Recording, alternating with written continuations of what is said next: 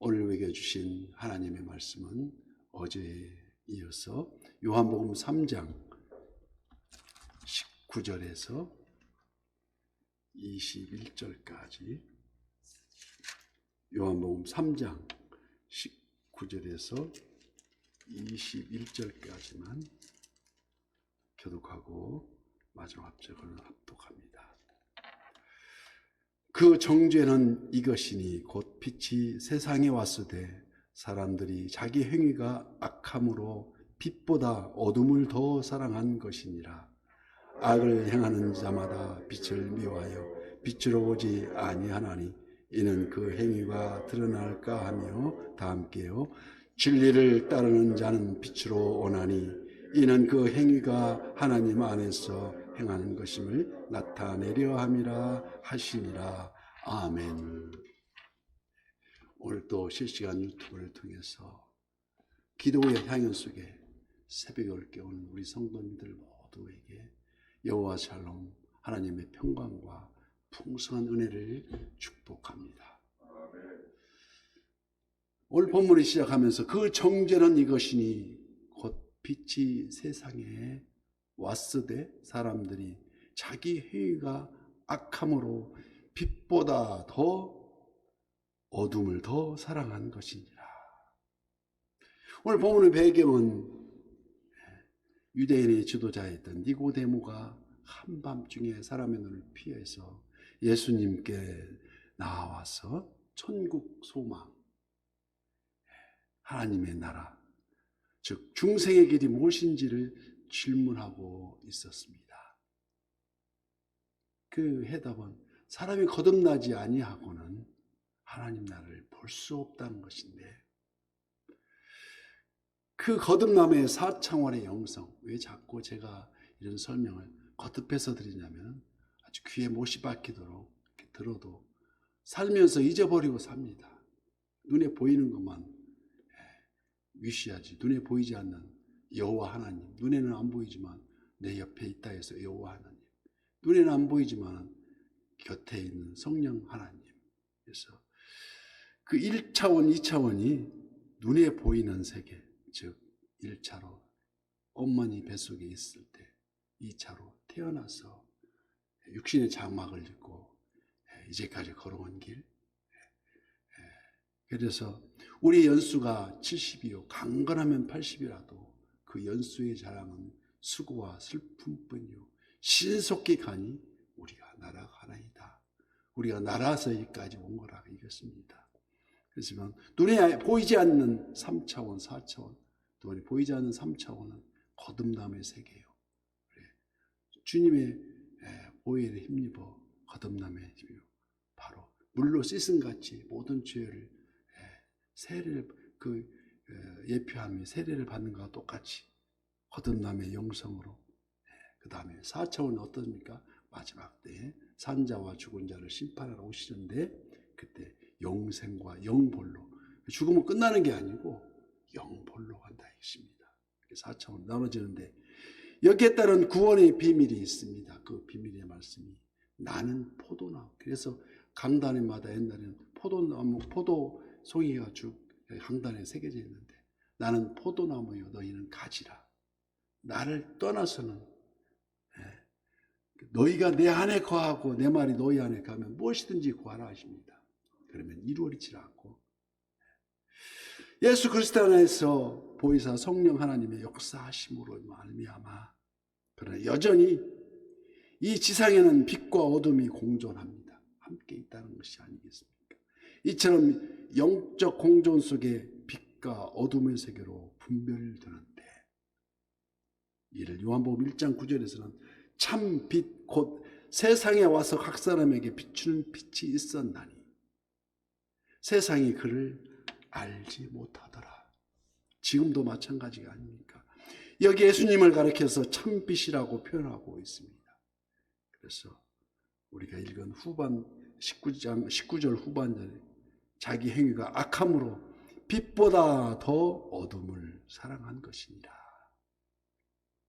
이는 곧 참빛 되신 주님 앞에 나오지 않기 때문에 정죄를 받고 있다는 것입니다. 앞으로 받을 것이 아니라 이제까지 받아왔고 지금도 받고 있으며 앞으로도 받고 있다는 것을 바로 현실을 말하고 있습니다. 독생성자 예수님이 육신의 몸으로 이 땅에 오신 이유가 바로 이들 죄인을 구원하기 위함인데, 마치 행복동산 그 에덴에서 아담과 하와가 그 불순종으로 말미암아 하나님을 피하여 숨어버린 것처럼 똑같은 현상이 자꾸 감추며 때로는 거짓과 타인에게 책임을 전가하기도 합니다. 자기 스스로를 인정하려 하지 않으려는 것, 그 정죄는 이것이니 곧 빛이 세상에 왔을 때 사람들이 자기 행위가 악함으로 빛보다 어둠을 더 사랑하는 것이니라. 우리는 때마다 회개에 합당한 열매를 맺기 위하여 자복하여 오직 십자가 보혈 대속함에 힘입어서 용서함을 받고 있음에도 불구하고 이 땅에 존재하는 그 존재의 이유로 여전히 죄인의 본성을 지닌 육신 안에 있기에 언제든지 넘어지고 실수할 수 있는 연약함을 갖고 있다는 것입니다. 그래서 반드시 우리가 가져야 할 한 가지 그 마음, 변해서는 안 될 마음, 어떠한 상황에서도 참빛 안에서 벗어나지 말자. 그래서 본문 20절 말씀에 악을 행하는 자마다 빛을 미워하여 빛으로 오지 아니하나니 이는 그 행위가 드러날까 하며 진리를 따르는 자는 빛으로 오나니 이는 그 행위가 하나님 안에서 행한 것임을 나타내려 함이라고 말씀하십니다. 오늘 우리에게 주시는 이 말씀처럼 자기 행위를 책망받을까 염려하여서 숨기지 말라 하는 것입니다. 우리들 일상에서도 우리를 감싸며 책망해 주시던 우리들 부모님, 그리고 선생님들, 그리고 친구들을 귀히 여겨야 할 줄 믿습니다. 격동의 시간을 뒤로 한 채 우리 인생 일대의 목적, 내가 너의 눈물을 보았다고, 내가 너의 아픔을 또한 보았노라고, 할 수만 있다면 이 땅에서 더 많이 사랑하고, 할 수만 있다면 이 땅에서 더 많이 구원해야 하는 것, 우리는 이를 위하여 매일매일 뉘우치고 조금씩 성화의 길로 걷는다고 할 수 있습니다. 그래서 계시록 3장 19절 말씀에 무릇 내가 사랑하는 자를 책망하여 징계하노니 그러므로 내가 열심을 내라 회개하라고 말씀하십니다. 또한 잠언 28장 13절에는 자기의 죄를 숨기는 자는 형통하지 못하나 죄를 자복하고 버리는 자는 불쌍히 여김을 받으리라고 말씀합니다. 이처럼 성경에 기록된 정죄는 그동안 지은 죄가 많아서가 아니라 죄를 지었고 또 짓고 있음에도 불구하고 계속해서 회개하지 못하고 마치 어둠 속에 헤매고 있다는 것이 아니겠습니까? 회개, 뉘우칠 회, 고칠 게, 뉘우쳐서 고친다는 뜻인데 자기가 범한 잘못을 뉘우치고 잘못했습니다 하고 용서를 구하는 것으로 그래 끝나는 것이 아니고 고칠 게, 다시는 거듭하지 않는 행동의 변화, 이를 가르쳐 마태복음 3장 8절 그러므로 회개에 합당한 열매를 맺는다고 말합니다. 다시는 거듭하지 않는 잘못, 그리하여 성육신 공생의 성자 하나님의 첫 설교가 마태복음 4장 11절 말씀에 그러므로 회개에 합당한, 그러므로 회개하라, 그러므로 회개에 합당한 열매를 맺으라고 말씀하듯이 첫 설교가 이때부터 예수께서 비로소 전파하여 이르시되 회개하라 천국이 가까이 왔느니라. 빛이 세상에 왔을 때 이 빛은 바로 하나님 앞에서 정죄받지 않는 그런 빛을 말씀하십니다. 그러므로 이제 그리스도와 예수 안에 있는 자에게는 결코 정죄함이 없나니 빛으로 나오지 않는 죄, 이 불순종의 죄가 죄 중에 가장 큰 죄라고 할 수 있다는 것입니다. 그래서 빛의 사자가 되어서 빛의 사자들이여 어서 가서 어둠을 물리치고 주의 진리 모르는 백성에게 복음의 빛 비춰라.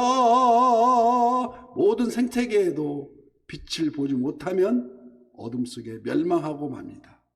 이처럼 인간의 영적 생명도 참 빛 되신 예수 그리스도의 빛이 그 영혼에 비춰야만 할 줄 믿습니다. 이 빛은 선하고 의로운 빛입니다. 세상에 만연하고 있는 자기 위주, 자기면 제일이고 남은 전혀 무시하고 있는 물질 만능, 황금 만능, 그 심령이 공허하고 헛되다 하겠지만 비록 작은 일, 작은 반찬 나눔이라도 할지라도 선한 이웃의 마음이 되어서 나눈 진정한 삶의 빛.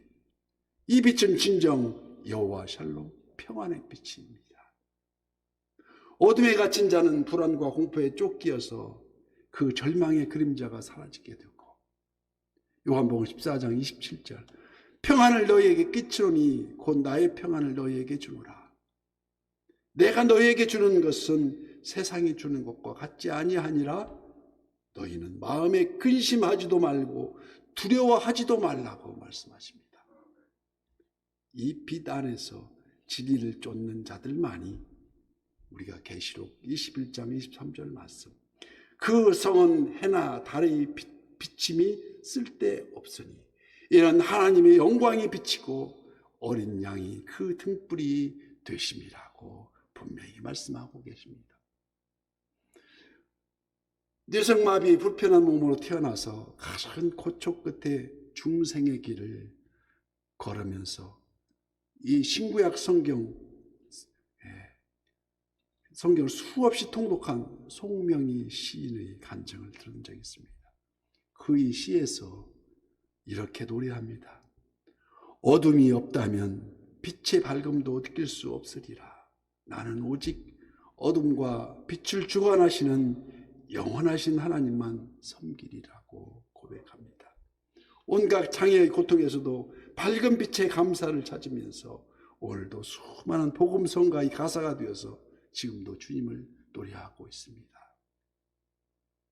오늘도 새벽을 깨우면서 내일 우리 주님이 부활하신 주님의 날을 기념하기 위해서 예비하는 날, 때를 얻든지 못 얻든지 은혜의 보좌 앞에 담대히 나가서 예배를 준비하는 저희 선한 이웃교회의 모든 지체가 되시기를 예수님 이름으로 축복합니다.